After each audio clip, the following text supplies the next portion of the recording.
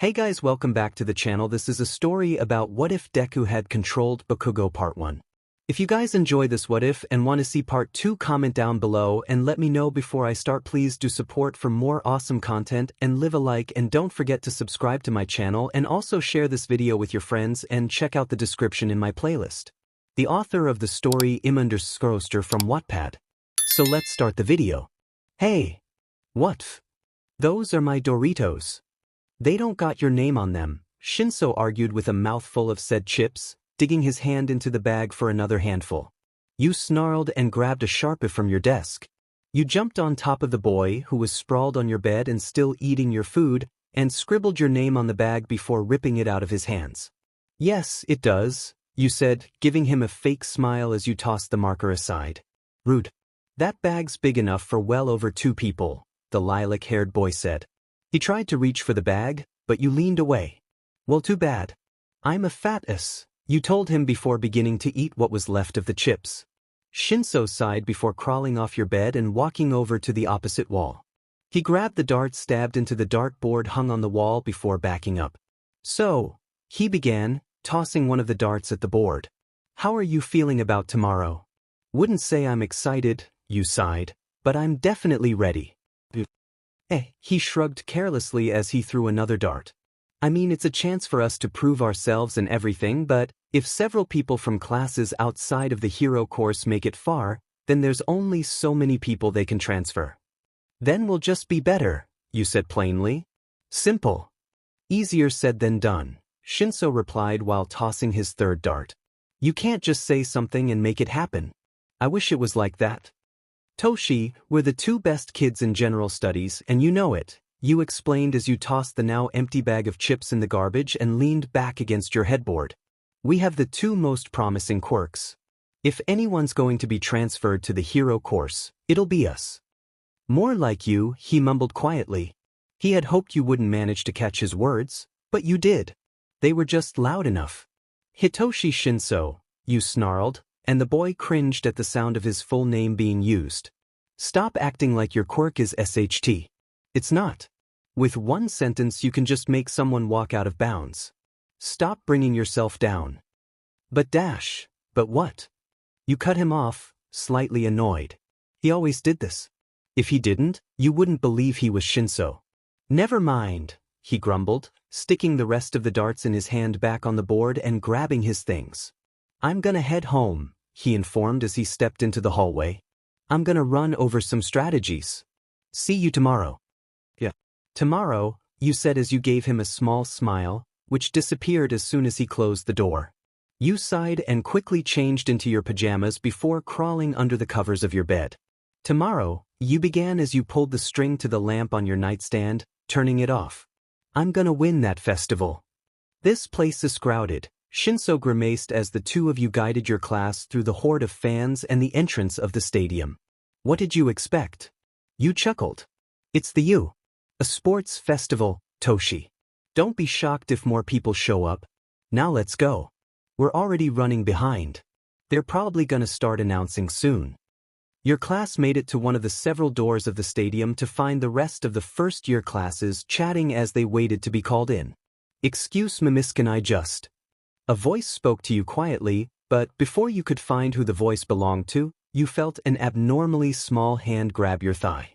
You stumbled forward into Shinso, who steadied you by grabbing your shoulder, and you whipped your head around to find an unusually short boy looking up at you as drool dripped down the side of his mouth. He had purple balls stuck to his head as if they were his hair. You cringed at the look on his face, and when he tried to grab for you again, you used your quirk. You shot 2 strings out of your pointer and middle finger, one wrapping around each of his arms before you summoned a 3rd thread on your other hand and used it to spin him around before tying his hands behind his back and lifting him into the air to your level. What makes you think that's okay? You growled at the small boy, who gulped. I'm sorry. Your hips and your thighs, your legs 𝗧𝗓𝗪. He trailed off and began to fawn over you again as he drooled more.